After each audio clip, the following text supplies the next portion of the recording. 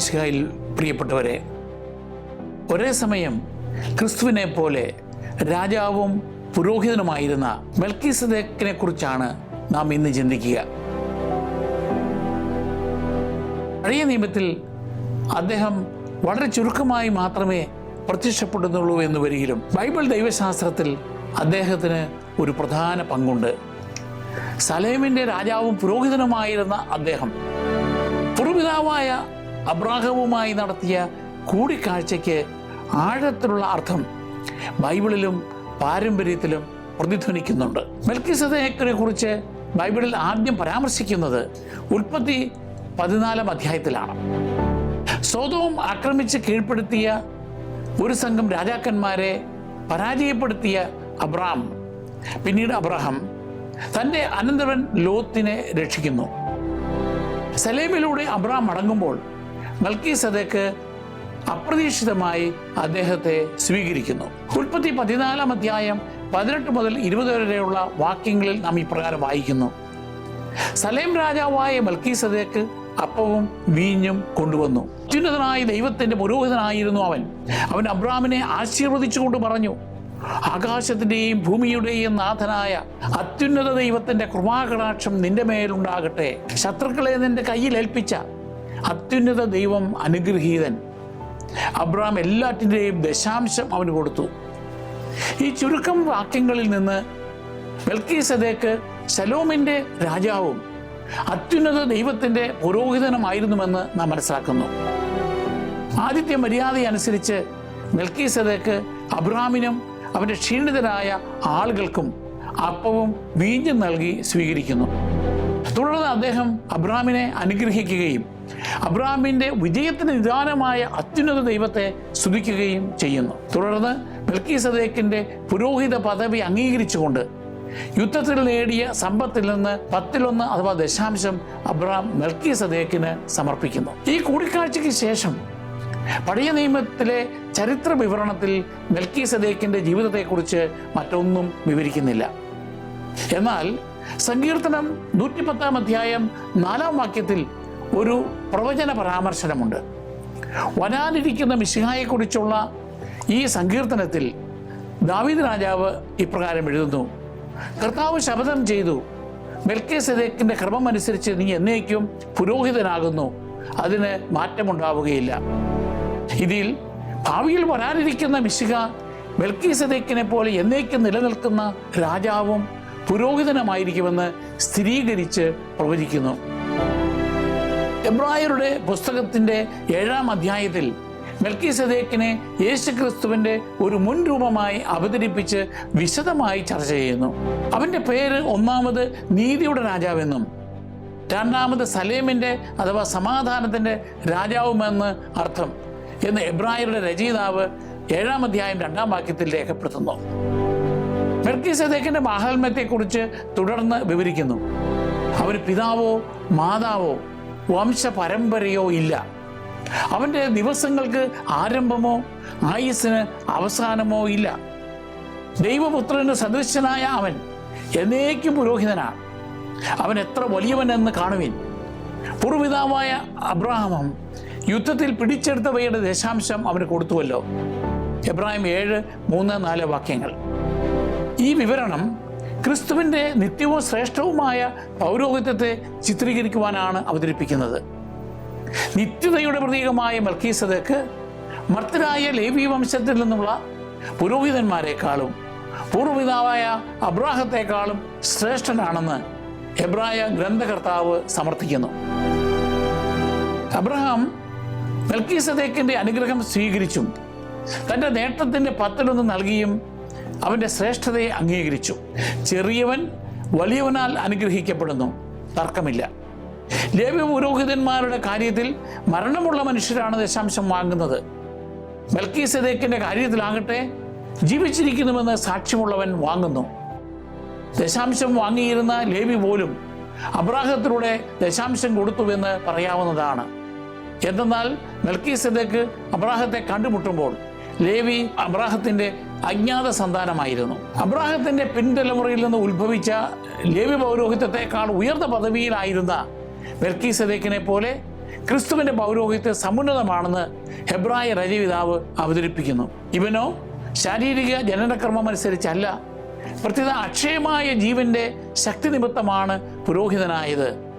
എന്തെന്നാൽ നീ മെൽക്കിസേദെക്കിന്റെ ക്രമപ്രകാരം എന്നേക്കും പുരോഹിതനാകുന്നുവെന്ന് അവനെക്കുറിച്ച് സാക്ഷ്യമുണ്ട്. എബ്രായരുടെ പുസ്തകം 7-ാം അധ്യായം 16-17 വാക്യങ്ങൾ. അങ്ങനെ ക്രിസ്തുവും മെൽക്കിസേദെക്കും വ്യത്യസ്തരാണെങ്കിലും അവരുടെ പൗരോഹിത്യം അഹറോന്റെ വംശാവലിയിൽ നിന്നല്ല, മർത്യരായ അവരുടേതിനേക്കാളും ശ്രേഷ്ഠവും സ്ഥിരവും ദൈവികമായി നിയമിക്കപ്പെട്ടതുമാണ് ക്രിസ്തുവിൻ്റെയും മെൽക്കിസേദെക്കിൻ്റെയും പൗരോഹിത്യം. അങ്ങനെ ബൈബിൾ മെൽക്കിസേദെക്കിനെ നീതിമാനായ ഒരു രാജപുരോഹിതനായി ചിത്രീകരിക്കുന്നു. അവൻ സത്യദൈവത്തെ ആരാധിക്കുകയും അബ്രഹാമിനെ അനുഗ്രഹിക്കുകയും ചെയ്യുന്നു. മിശിഹായുടെ നിത്യപൗരോഹിത്യത്തിൻ്റെ പ്രതീകമായി അവൻ മാറുന്നു. ഈ പരാമർശനങ്ങൾ മെൽക്കിസേദെക്കിനെ ദൈവശാസ്ത്രപരമായി പ്രാധാന്യമുള്ള വ്യക്തിയാക്കി മാറ്റി. മെൽക്കിസേദെക്കിനെ കുറിച്ചുള്ള ശ്രദ്ധേയമായൊരു വസ്തുത വിശുദ്ധ ഗ്രന്ഥത്തിൽ അദ്ദേഹത്തിൻ്റെ വംശാവലിയോ ഉത്ഭവത്തെയോ നൽകുന്നില്ല എന്നതാണ്. മെൽക്കിസേദെക്കിന് അക്ഷരാർത്ഥത്തിൽ മാതാപിതാക്കൾ ഇല്ലായിരുന്നു എന്നല്ല ഇതിനർത്ഥം. മറിച്ച് അഹറോന്റെ പാരമ്പര്യ വംശാവലി വഴി ഉണ്ടാകേണ്ട പിൽക്കാല ലേവ്യ പൗരോഹിത്യത്തിൽ നിന്ന് വ്യത്യസ്തമായിരുന്നു അദ്ദേഹത്തിൻ്റെ പൗരോഹിത്യമെന്ന് ഊന്നി പറയുന്നു. ക്രിസ്തുവിനെ ഒരു ആത്മീയ സമാന്തരം വരയ്ക്കാൻ എബ്രായരുടെ പുസ്തകം ഇത് എടുത്തു കാണിക്കുന്നു. ബൈബിൾ മെൽക്കിസേദെക്കിനെ കുറിച്ചുള്ള വംശാവലി വിവരങ്ങളുടെ അഭാവം അദ്ദേഹത്തിൻ്റെ വ്യക്തിത്വത്തെ പറ്റിയുള്ള വിവിധ വ്യാഖ്യാനങ്ങൾക്കും വിശ്വാസങ്ങൾക്കും കാരണമായി. പുരാതന കാലത്തെ യഹൂദ പാരമ്പര്യം പലപ്പോഴും മെൽക്കിസേദെക്കിനെ നോഹയുടെ മകനായ ഷേമായി കണക്കാക്കുന്നു. ഈ വീക്ഷണമനുസരിച്ച് അബ്രഹാമിൻ്റെ കാലഘട്ടത്തിലേക്ക് നിലനിൽക്കും വിധം ഷേം വളരെ കാലം ജീവിച്ചു. മെൽക്കിസേദെക്ക് നോഹയുടെ മകനായ ഷേമാണ് എന്ന് കസാലിക് അല്ലെങ്കിൽ റബിനിക് സാഹിത്യം ഏകകണ്ഠമായി പറയുന്നു. ഈ ഐതിഹ്യം അനുസരിച്ച് മെൽക്കിസേദെക്ക് അല്ലെങ്കിൽ നോഹയുടെ മകനായ ഷേം നോഹയിൽ നിന്ന് ഏക സത്യദൈവത്തെക്കുറിച്ചുള്ള അറിവ് പൈതൃകമായി സ്വീകരിച്ചു. സത്യദൈവത്തിൽ നിന്ന് വ്യതിചലിച്ച കാനാന്യരുടെ സലേമിൽ അല്ലെങ്കിൽ ജെറുസലേം സത്യദൈവത്തിൻ്റെ പുരോഹിതനായി അദ്ദേഹം സേവനമനുഷ്ഠിച്ചു. ചില റബിനിക് പണ്ഡിതന്മാരുടെ അഭിപ്രായത്തിൽ മെൽക്കിസേദെക്ക് എന്ന ഷേം നോഹയിൽ നിന്ന് പൗരോഹിത്യാനുഗ്രഹം അവകാശമാക്കി. അദ്ദേഹം അബ്രാമിനെ അനുഗ്രഹിച്ചതിന് ശേഷം പൗരോഹിത്യം അബ്രാമിനും അദ്ദേഹത്തിൻ്റെ പിൻതലമുറയ്ക്കുമായി കൈമാറി. ഈ കാഴ്ചപ്പാട് അംഗീകരിച്ചാലും ഇല്ലെങ്കിലും നീതിമാനായ നോഹയുടെ വംശപരമ്പരയിലെ ഒരു പിതൃതുല്യ വ്യക്തി എന്ന നിലയിൽ മെൽക്കിസേദെക്കിന് ഉന്നത സ്ഥാനം വ്യക്തമാണ്. പിൽക്കാല പാരമ്പര്യങ്ങളിലും മെൽക്കിസേദെക്കിനെ കുറിച്ച് ചില ഐതിഹ്യങ്ങളുണ്ട്. ഒരു ശ്രദ്ധേയമായ വിശ്വാസം മെൽക്കിസേദെക്കിനെയും ഗാഗുൽത്തായിലെ തലയോട്ടിയെയും കുറിച്ചുള്ളതാണ്. ഒറിജിൻ പോലുള്ള ആദ്യകാല ദൈവശാസ്ത്രജ്ഞർ രേഖപ്പെടുത്തിയതുപോലെ ചില ക്രിസ്ത്യൻ ജൂത പാരമ്പര്യങ്ങൾ പറയുന്നത് നോഹയുടെ മകൻ ഷേം അല്ലെങ്കിൽ മെൽക്കിസേദെക്ക് പ്രളയത്തിന് ശേഷം ആദാമിൻ്റെ ഭൗതികാവശിഷ്ടങ്ങൾ വീണ്ടെടുത്തുവെന്നും ആദാമിൻ്റെ തലയോട്ടി സലേം അല്ലെങ്കിൽ ജെറൂസലേം ദേശത്തേക്ക് കൊണ്ടുവന്നുവെന്നുമാണ്. ഈ ഐതിഹ്യമനുസരിച്ച് മെൽക്കിസേദെക്ക് ആദാമിൻ്റെ തലയോട്ടി ജെറൂസലേമിലെ ഒരു മലമുകളിൽ അടക്കം ചെയ്തു. ഈ കുന്ന് പിന്നീട് ഗോൽഗോൽത്ത തലയോട്ടിയുടെ സ്ഥലം എന്ന് അറിയപ്പെടുന്നു. അതാണ് ഈശോയെ ക്രൂശിച്ച ഗാഗുൽത്ത മല. അങ്ങനെ ഈശോയെ കുരിശിലേറ്റിയ സ്ഥലം ആദാമിൻ്റെ ശവകുടീരത്വങ്ങളായിരുന്നുവെന്ന് ഈ ഐതിഹ്യം അവകാശപ്പെടുന്നു. ഈ കഥ ബൈബിളിൽ കാണുന്നില്ല. നിധിയുടെ ഗുഹയുടെ പുസ്തകം, മധ്യകാല ഇതിഹാസങ്ങൾ തുടങ്ങിയ പിൽക്കാല സ്രോതസ്സുകളിൽ നിന്നാണ് ഇത് വരുന്നത്. കുരിശിന് കീഴെയുള്ള ആദാമിൻ്റെ തലയോട്ടിയുടെ ചിത്രം ക്രിസ്ത്യൻ കലകളിൽ ശ്രദ്ധേയമായ ഒരു പ്രതീകമായി മാറി. മെൽക്കിസേദെക്ക് ആദാമിനെ അടക്കം ചെയ്തുവെന്ന് ചിലർ അവകാശപ്പെടുമ്പോൾ ഇത് ചരിത്രപരമായ വസ്തുതയല്ലെന്നും ഐതിഹ്യം മാത്രമാണെന്നും കണക്കാക്കപ്പെടുന്നു. മെൽക്കിസേദെക്കിന് സവിശേഷമായ ഇരട്ടി പദവിയുണ്ട്. അദ്ദേഹം തൻ്റെ നഗരത്തിലെ രാജാവും അത്യുന്നതനായ ദൈവത്തിൻ്റെ പുരോഹിതനുമായിരുന്നു. പഴയ നിയമത്തിൻ്റെ പശ്ചാത്തലത്തിൽ ഒരു വ്യക്തിയിൽ രാജകീയ അധികാരവും പൗരോഹിത്യ ശുശ്രൂഷയും സംയോജിക്കുക അത്യപൂർവമാണ്. മെൽക്കിസേദെക്ക് ഭരിച്ച നഗരമായ ശലേം ജെറൂസലേം ആണെന്ന് പരക്കെ മനസ്സിലാക്കപ്പെടുന്നു. സങ്കീർത്തനം 76-ന്റെ 2-ാം വാക്യം. അങ്ങനെ അബ്രഹാമിൻ്റെ കാലത്ത് മെൽക്കിസേദെക്ക് ജെറൂസലേമിൻ്റെ രാജാവായിരുന്നു. എന്നാൽ പിൽക്കാല രാജാക്കന്മാരിൽ നിന്നും വ്യത്യസ്തമായി മെൽക്കിസേദെക്ക് അത്യുന്നതനായ ദൈവത്തിൻ്റെ പുരോഹിതനായും സേവനമനുഷ്ഠിച്ചു. രാജാവ് എന്ന നിലയിൽ മെൽക്കിസേദെക്കിന് കാനാനിലെ ഏതൊരു നഗര രാജാവിനും ഉണ്ടായിരിക്കാവുന്ന ഉത്തരവാദിത്വങ്ങളും അധികാരവും വഹിച്ചിരുന്നു. അതായത് ജനത്തെ ഭരിക്കുക, നീതി നടപ്പാക്കുക, തൻ്റെ പ്രദേശം സംരക്ഷിക്കുക തുടങ്ങിയവ. അദ്ദേഹത്തിൻ്റെ പേര് തന്നെ നീതിയുടെ രാജാവ് എന്ന അർത്ഥത്തിലായിരുന്നു. അതായത് നീതിപൂർവ്വം പ്രവർത്തിച്ച ഒരു ഭരണാധികാരിയായി അദ്ദേഹം അനുസ്മരിക്കപ്പെട്ടു. ഉൽപ്പത്തിയുടെ 14-ാം അധ്യായത്തിൽ അദ്ദേഹത്തിൻ്റെ രാജകീയ ഔദാര്യവും നേതൃത്വവും പ്രകടമാണ്. അവിടെ അവൻ വിജയകരമായ ഒരു യുദ്ധത്തിന് ശേഷം വന്ന അബ്രാമിനെ വിഭവങ്ങളും അനുഗ്രഹങ്ങളും നൽകി സ്വാഗതം ചെയ്യുന്നു. ഒരു പുരോഹിതൻ എന്ന നിലയിൽ മെൽക്കിസേദെക്ക് ദൈവത്തിനും ആളുകൾക്കുമിടയിൽ ഒരു മധ്യസ്ഥനായി പ്രവർത്തിച്ചു. അവനെ അത്യുന്നത ദൈവത്തിൻ്റെ പുരോഹിതൻ എന്ന് വിളിക്കുന്നു. ഇത് സൂചിപ്പിക്കുന്നത് അദ്ദേഹം ആ പ്രദേശത്ത് ഏക സത്യ ദൈവത്തെ ആരാധിക്കാൻ നേതൃത്വം നൽകിയെന്നാണ്. ഇത് ശ്രദ്ധേയമാണ്, കാരണം അക്കാലം കാനാനിൽ വിഗ്രഹാരാധനയും വിജാതീയ ആചാരങ്ങളും നിറഞ്ഞതായിരുന്നു. ഒരു പുറജാതീയ സംസ്കാരത്തിൽ സൃഷ്ടാവായ ദൈവത്തെ എപ്പോഴും ആരാധിച്ചിരുന്നവനായി മെൽക്കിസേദെക്ക് വേറിട്ട് നിൽക്കുന്നു. അവൻ അത്യുന്നതനായ ദൈവത്തിൻ്റെ നാമത്തിൽ അബ്രാമിനെ അനുഗ്രഹിക്കുകയും അബ്രാമിന് വിജയം നൽകിയ ദൈവത്തെ സ്തുതിക്കുകയും ചെയ്യുന്നു. അബ്രാഹത്തിൻ്റെ വിജയത്തിന് പിന്നിലെ ദൈവകരത്തെ അംഗീകരിച്ചു. അങ്ങനെ മെൽക്കിസേദെക്ക് ദൈവത്തിൻ്റെ ആത്മീയ പ്രതിനിധിയായി പ്രവർത്തിച്ചു. ഇസ്രായേലിൻ്റെ പിൽക്കാല ചരിത്രത്തിൽ രാജാവിൻ്റെയും പുരോഹിതൻ്റെയും ഇരട്ട വേഷങ്ങൾ ഒരാളിൽ സംയോജിക്കുന്നത് വിരളമായിരുന്നു.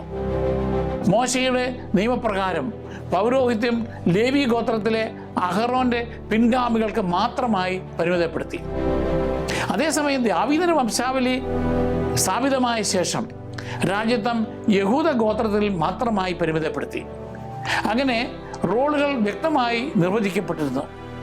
അതിനെതിരെ നിൽക്കുന്നത് ശിക്ഷാർഹമായി കണക്കാക്കിയിരുന്നു. ഉദാഹരണത്തിന് ഉസിയ രാജാവ് ദേവാലയത്തിൽ പുരോഹിത ശുശ്രൂഷയായി ധൂപാർച്ചന നടത്തിയതിനാൽ കുഷ്ഠരോഗം ബാധിച്ച് ശിക്ഷിക്കപ്പെട്ടു. ദിനവൃത്താന്തത്തിന്റെ 2-ാം പുസ്തകം 26-ാം അധ്യായം 16 മുതൽ 20 വരെയുള്ള വാക്യങ്ങൾ.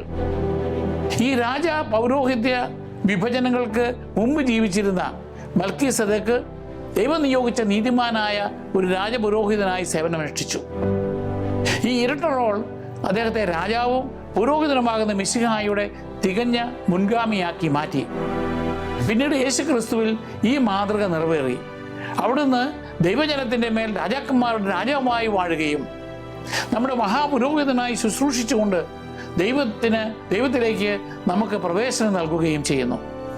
അങ്ങനെ മെൽക്കിസേദെക്ക് മുൻകൂട്ടി വഹിച്ച 2 ചുമതലകളും ക്രിസ്തുവിൽ പൂർണ്ണമായി സംയോജിക്കുന്നു. പിൽക്കാലത്ത് ചില നേതാക്കൾ മെൽക്കിസേദെക്കിൻ്റെ മാതൃകയെ അനുകരിക്കാൻ ശ്രമിച്ചിട്ടുണ്ട്. പഴയ നിയമത്തിലും പുതിയ നിയമത്തിലും ഇടയിലുള്ള കാലഘട്ടത്തിൽ യഹൂദരിലെ ഹസ്മോണിയൻ വംശജം രാജാവിൻ്റെയും മഹാപുരോഹിതൻ്റെയും റോളുകൾ സംയോജിപ്പിച്ചു. മെൽക്കിസേദെക്കിൽ രാജ്യത്വവും പൗരോഹിത്യവും സംയുക്തമായിരുന്നുവെന്ന ഉദാഹരണം ചൂണ്ടിക്കാണിച്ചുകൊണ്ട് അവർ അതിനെ ന്യായീകരിച്ചു. എന്നാൽ ആ മാനുഷിക ശ്രമങ്ങൾ ഹ്രസ്വവും പലപ്പോഴും പിഴവുറ്റതുമായിരുന്നു. ക്രിസ്ത്യാനികളെ സംബന്ധിച്ചിടത്തോളം മെൽക്കിസേദെക്കിൻ്റെ ക്രമപ്രകാരമുള്ള നീതിമാനായ രാജാവും പുരോഹിതനുമായ ആൾ യേശു മാത്രമേ ഉള്ളൂ. അവിടുന്ന് ദൈവത്തിൻ്റെ അനുഗ്രഹങ്ങൾക്ക് പൂർണ്ണമായി മധ്യസ്ഥത വഹിക്കുന്ന നീതിമാനായ ഭരണാധികാരിയാണ്. ലോത്തിനെ രക്ഷിക്കാനുള്ള വിജയകരമായ യുദ്ധത്തിൽ നിന്ന് മടങ്ങുമ്പോൾ അബ്രാമിനെ 2 രാജാക്കന്മാർ സ്വീകരിച്ചു. സോദോം രാജാവും സലേം രാജാവായ മെൽക്കിസേദെക്കും. സോദോം രാജാവ് വെറുങ്കയോടെ അബ്രാത്തെ സമീപിച്ചു. അവൻ്റെ മുൻഗണന തൻ്റെ പ്രജകളെ തിരികെ ലഭിക്കുകയായിരുന്നു. യുദ്ധത്തിൽ പിടിച്ചെടുത്ത സാധനങ്ങൾ അബ്രാമിന് നൽകാൻ അയാൾ സന്നദ്ധനായിരുന്നു. സോദോം രാജാവ് അബ്രാമിനോട് പറഞ്ഞു, ആളുകളെ എനിക്ക് വിട്ടുതരിക, സമ്പത്തല്ല നീ എടുത്തുകൊള്ളുക. ഉൽപ്പത്തി 14-ാം അധ്യായം 21-ാം വാക്യം. എന്നാൽ സോദോം രാജാവിൽ നിന്നുള്ള പ്രതിഫലം അബ്രാം നിരസിച്ച് ദൈവനാമത്തിൽ ശപഥം ചെയ്ത് പറഞ്ഞു, നിങ്ങളുടേതായ ഒരു ചരടോ ചെരുപ്പിൻ്റെ വാറോ ഒന്നും തന്നെ ഞാൻ എടുക്കുകയില്ല. ഞാൻ അബ്രാമിനെ സമ്പന്നനാക്കി എന്ന് നിങ്ങൾ പറയരുതല്ലോ. ഉൽപ്പത്തി പുസ്തകം 14-ാം അധ്യായം 23-ാം വാക്യം. തൻ്റെ വിഭവങ്ങളും സമ്പത്തും ഒരു ദുഷ്ടരാജാവിൽ നിന്നല്ല ദൈവത്തിൽ നിന്നാണ് വരുന്നതെന്ന് കാണിക്കാനാണ് അബ്രാം ഇപ്രകാരം ചെയ്തത്. സോദോമിൻ്റെ വസ്തുക്കൾ നിരസിച്ചുകൊണ്ട് അബ്രാം ലൗകിക സമ്പത്തിനേക്കാൾ ദൈവത്തിൻ്റെ വാഗ്ദാനത്തെ ആശ്രയിച്ച് സത്യസന്ധതയും പ്രത്യാശയും പ്രകടമാക്കി. നേരെ മറിച്ച് സലേം രാജാവായ മെൽക്കീസദേക്ക് അബ്രാമിനെ സമീപിച്ചത് വ്യത്യസ്ത രീതിയിലായിരുന്നു. യുദ്ധത്തിന് ശേഷം അബ്രാമിൻ്റെ ആളുകൾക്ക് ഭക്ഷിക്കുന്നതിനായി അദ്ദേഹം അപ്പവും വീഞ്ഞും കൊണ്ടുവന്നു. എന്തെങ്കിലും കാക്ഷിക്കാതെയാണ് അദ്ദേഹം ഉദാരമായി ഭക്ഷ്യവിഭവങ്ങൾ നൽകിയത്. തുടർന്ന് മെൽക്കീസദേക്ക് അത്യുന്നതനായ ദൈവത്തിൻ്റെ നാമത്തിൽ അബ്രാമിനെ അനുഗ്രഹിച്ചു. ശത്രുക്കളുടെ മേൽ അബ്രാമിന് വിജയം നൽകിയത് ദൈവമാണെന്ന് പരസ്യമായി പ്രഖ്യാപിച്ചു. ഇത് അബ്രാമിനെ പ്രചോദിപ്പിക്കുകയും ദൈവത്തിന് മഹത്വമേകുകയും ചെയ്തു. അങ്ങനെ മെൽക്കീസദേക്കിൻ്റെ കൂടിക്കാഴ്ച അബ്രാമിനെ ബഹുമാനിക്കുവാനും ദൈവത്തിൻ്റെ കൃപയെ അംഗീകരിക്കുവാനും ഉദ്ദേശിച്ചുള്ളതായിരുന്നു. അതേസമയം സൊദോം രാജാവിൻ്റെ സമീപനം സ്വാർത്ഥതയുടേതായിരുന്നു. അബ്രാമും മെൽക്കീസദേക്കും തമ്മിലുള്ള കൂടിക്കാഴ്ച ഭാവിയിൽ നടക്കുവാനിരിക്കുന്ന ഒരു ഉടമ്പടി ഭോജനത്തെയും വിശ്വാസ കൂട്ടായ്മയെയും കുറിച്ച് സൂചന നൽകി. അപ്പവും വീഞ്ഞും പങ്കിടുന്നതും അനുഗ്രഹം നൽകുന്നതും ഉടമ്പടിയുടെ ഭാഗമായിരുന്നു. ഉൽപ്പത്തി 14 അപ്പവും വീഞ്ഞും യുദ്ധത്തിന് ശേഷം അബ്രാമിനും അവൻ്റെ ക്ഷീണിതരായ ആളുകൾക്കും ഉന്മേഷം പകരുന്ന ഭക്ഷണപാനീയങ്ങളായിരുന്നു. അത് ആദ്യത്തെ മര്യാദയായി ചിത്രീകരിക്കുന്നു. പുരാതന മധ്യ പൗരസ്ത്യ ദേശത്ത് അപ്പവും വീഞ്ഞും പങ്കിടുന്നത് സൗഹൃദത്തെയും സമാധാനത്തെയും സൂചിപ്പിക്കുന്ന മാന്യമായ ഒരു രാജകീയ സ്വാഗതമായിരുന്നു. വാസ്തവത്തിൽ അപ്പവും വീഞ്ഞും എന്ന പ്രയോഗം ഒരു പൂർണ്ണ ഭക്ഷണമോ വിരുന്നോ ആകാം. ക്രിസ്തീയ പാരമ്പര്യത്തിൽ മെൽക്കീസദേക്ക് അപ്പവും വീഞ്ഞും അർപ്പിക്കുന്നത് വിശുദ്ധ കുർബാന അർപ്പണത്തിൻ്റെ കൂട്ടായ്മയ്ക്ക് മുന്നോടിയായി വ്യാഖ്യാനിക്കപ്പെടുന്നു. ഇവ അന്ത്യത്താഴത്തിൻ്റെ ഘടകങ്ങളെ മുൻകൂട്ടി പ്രതിഫലിപ്പിക്കുന്നു. യേശു തൻ്റെ ശിഷ്യന്മാർക്ക് അപ്പവും വീഞ്ഞും കൊടുത്തുകൊണ്ട് അരുൾ ചെയ്തു, ഇത് നിങ്ങൾക്ക് വേണ്ടി നൽകപ്പെടുന്ന എൻ്റെ ശരീരമാണ്, എൻ്റെ ഓർമ്മയ്ക്കായി ഇത് ചെയ്യുവിൻ. ഈ പാനപാത്രം നിങ്ങൾക്ക് വേണ്ടി ചിന്തപ്പെടുന്ന എൻ്റെ രക്തത്തിലുള്ള പുതിയ ഉടമ്പടിയാണ്. ലൂക്കായുടെ സുവിശേഷം 22-ാം അധ്യായം 19-20 വാക്യങ്ങൾ. ദൈവത്തിന് നന്ദി അർപ്പിച്ചുകൊണ്ട് മെൽക്കീസദേക്ക് അബ്രാമിന് അപ്പവും വീഞ്ഞും നൽകിയതുപോലെ പുതിയ ഉടമ്പടി പ്രകാരം ക്രിസ്തുനാഥൻ നമ്മെ ആത്മീയമായി പോഷിപ്പിക്കുന്നതിന് അപ്പത്തിൻ്റെയും വീഞ്ഞിൻ്റെയും രൂപത്തിൽ തന്നെ നമുക്ക് നൽകുന്നു. പഴയ നിയമത്തിലെ അപ്പത്തിൻ്റെയും വീഞ്ഞിൻ്റെയും പശ്ചാത്തലം നോക്കുമ്പോൾ ഈ ഘടകങ്ങൾ പലപ്പോഴും ഉടമ്പടി കൂട്ടായ്മയുടെയും ദിവ്യ അനുഗ്രഹവുമായും ബന്ധപ്പെട്ടിരിക്കുന്നുവെന്ന് നമുക്ക് കാണാം. ദൈവം നമുക്ക് നൽകുന്ന ഉപജീവനത്തെ സൂചിപ്പിക്കുന്ന അപ്പമായിരുന്നു അത്. സന്തോഷത്തിൻ്റെയും അനുഗ്രഹത്തിൻ്റെയും പ്രതീകമായിരുന്നു വീഞ്ഞ്. ആഘോഷങ്ങളിലും മതപരമായ വിരുന്നുകളിലും പലപ്പോഴും ഇത് ഉപയോഗിച്ചിരുന്നു. 104-ാം സങ്കീർത്തനം 15-ാം വാക്യത്തിൽ മനുഷ്യഹൃദയത്തെ സന്തോഷിപ്പിക്കാൻ വീഞ്ഞും മുഖം മിനുക്കാൻ എണ്ണയും ശക്തി നൽകാൻ ഭക്ഷണവും പ്രദാനം ചെയ്യുന്നു എന്ന് പറയുന്നു. പുരാതന ഇസ്രായേലിയരുടെ പ്രാർത്ഥനാ ശുശ്രൂഷയിൽ അപ്പവും വീഞ്ഞും പ്രാധാന്യം അർഹിച്ചിരുന്നു. കൂടാരത്തിലെ പിന്നീട് ജെറുസലം ദേവാലയത്തിലെ തിരുസാന്നിധ്യത്തിൻ്റെ മേശയിൽ എപ്പോഴും 12 അപ്പം സൂക്ഷിച്ചിരുന്നു.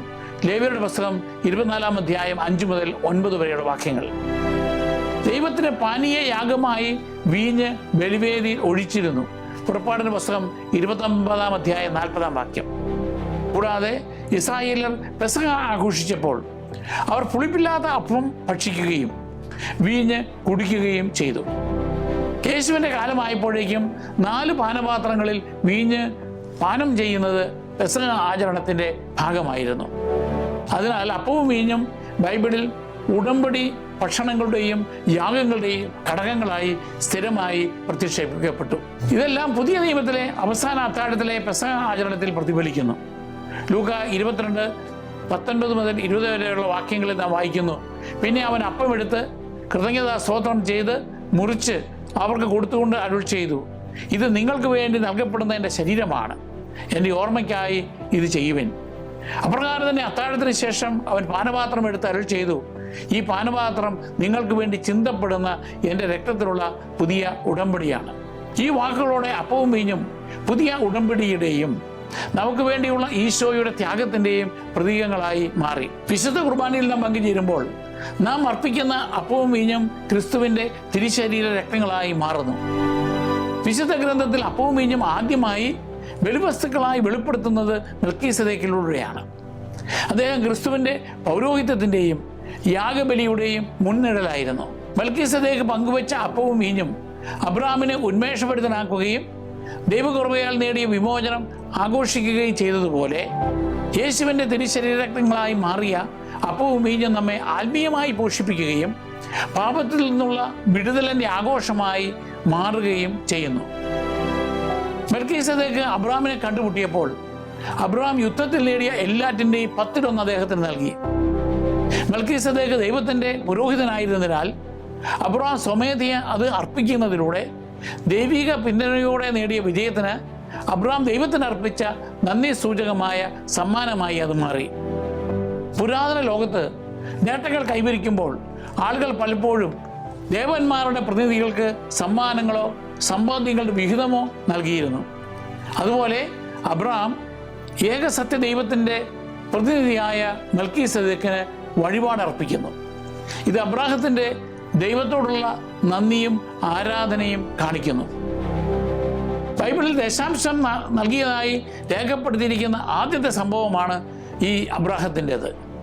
പിന്നീട് അബ്രാമിൻ്റെ ചെറുമകനായ യാക്കോബിന് ദൈവം ബഥേലിൽ പ്രത്യക്ഷപ്പെട്ടതിന് ശേഷം യാക്കോബ് ഒരു പ്രതിജ്ഞയെടുത്തു.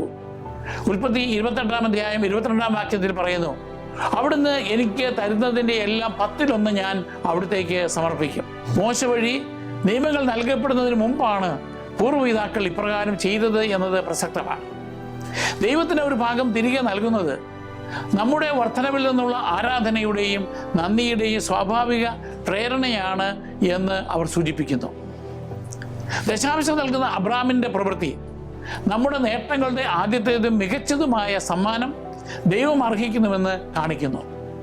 പുരാതന മധ്യപൂർവ്വ ദേശത്ത് 10 പലപ്പോഴും ഒരു അടിസ്ഥാന യൂണിറ്റ് ആയിരുന്നു. നമ്മുടെ ഡെസിബൽ സിസ്റ്റം പോലെയാണത്. അതിനാൽ ദശാംശം നൽകുന്നത് എല്ലാറ്റിൻ്റെയും ഉടമസ്ഥാവകാശം ദൈവത്തിനാണെന്ന് അംഗീകരിക്കുന്നതിൻ്റെയും ആദ്യ ഭാഗം ദൈവത്തിന് അർഹമാണെന്നതിനെയും പ്രകടമാക്കുന്നു. അക്കാലത്ത് നിയമപ്രകാരം നിർബന്ധമല്ലാതെ സ്വമേധയെ അർപ്പിച്ച അബ്രാഹമിൻ്റെ വഴിപാടായ ദശാംശം അദ്ദേഹത്തിൻ്റെ വിശ്വസ്തമായ ഹൃദയത്തിൽ നിന്നാണ് ഉത്ഭവിച്ചത്. നമ്മുടെ സമ്പത്ത് പങ്കുവയ്ക്കുവാൻ വഴി ദൈവത്തെ അംഗീകരിക്കുന്നത് അവിടുത്തെ അനുഗ്രഹത്തിനായുള്ള ശരിയായ പ്രതിസമ്മാനമാണെന്ന് അബ്രാഹത്തിൻ്റെ പ്രവൃത്തി നമ്മെ പഠിപ്പിക്കുന്നു. മെൽക്കീസേദെക്കിനെ കുറിച്ചുള്ള ബൈബിൾ പരാമർശനത്തിൽ നിന്നുള്ള ജീവിത പാഠങ്ങൾ നമുക്ക് നോക്കാം. 1. അനുഗ്രഹങ്ങളുടെ ഉറവിടമായി ദൈവത്തെ അംഗീകരിക്കുക.